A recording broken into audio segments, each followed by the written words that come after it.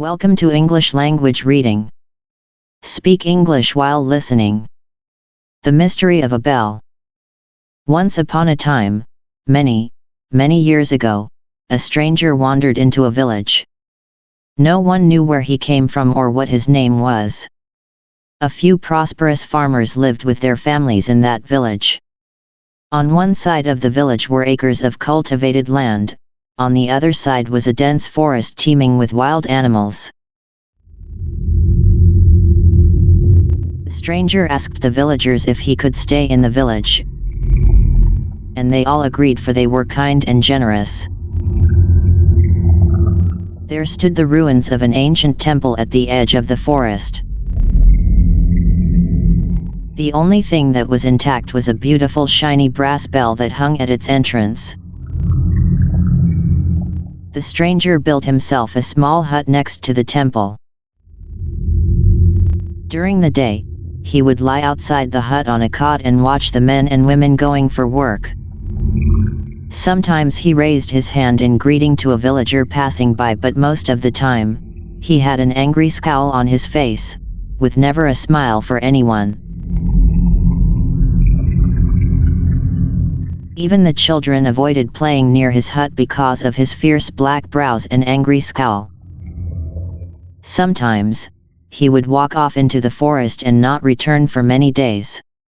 On his return he would go straight to the temple, ring the bell and make generous offerings of fruit and flowers, worship for a while, then slip back into his hut. No one knew where he went or what he did for a living, but since he never interfered with the affairs of the village, the folks left him alone, thinking him to be a pious hermit. But they were all wrong. The man was in fact a wicked robber. He had a plan, and that was his secret. One dark winter night, while the whole village lay asleep, he stole the temple bell, and sneaked off into the forest, to keep it safely inside a cave, where he hid his loot.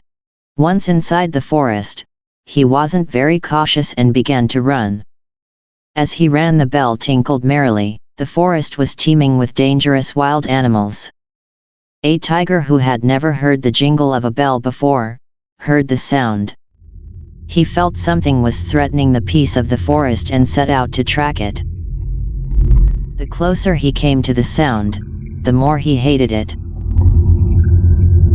When he saw the man, he leapt upon him and killed him at once. The bell flew out of the man's hand onto the ground and lay silent at last. As the bell stopped ringing, the tiger slipped away into the forest. A few days later, a pack of monkeys, leaping from branch to branch, in search of fruit in the trees, arrived at the same place. The leader spied the shiny bell on the ground and led the pack down to find out what it was. Each one of the monkeys picked up the bell and shook it. The tinkling sound fascinated them. After playing with it for quite a while, they leapt up into the treetops, passing the bell around, and having a lot of fun with the sound it made. When the village folk heard the sound of the lost bell in the forest, they were terrified. They went in the forest to find out what was wrong and found the body of the stranger. They were more frightened and confused.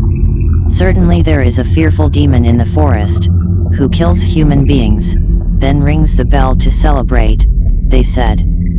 We are in danger and can't live here anymore. Most of the village folk fled in terror at once, and news of this soon reached the king of the land. Only one very brave and determined woman refused to leave her home. Indeed, something strange and frightening is happening, but I don't believe it's a demon. I'll never find out unless I go and see for myself. Late that night, she went alone into the forest and soon found the pack of monkeys playing with the bell. Having discovered the mystery about the bell, early next morning she hurried to the king and said, "Your Majesty, I'm sure this evil spirit can be conquered by worshipping the gods. But this will cost money. If you can grant me some money, I will kill the demon and bring peace and happiness back to the village." The king, who was eager to get rid of the demon, granted the woman's request.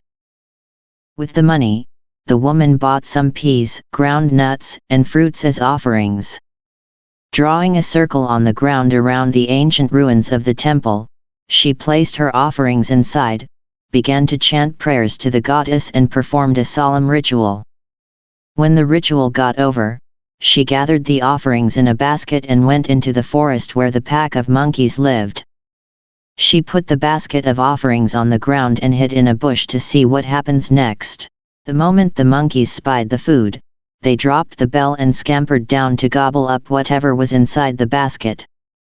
The woman quickly grabbed the bell and hurried back to the king. The king was greatly pleased with the woman and rewarded her for her bravery. The village folk returned to their homes and lived there happily ever after.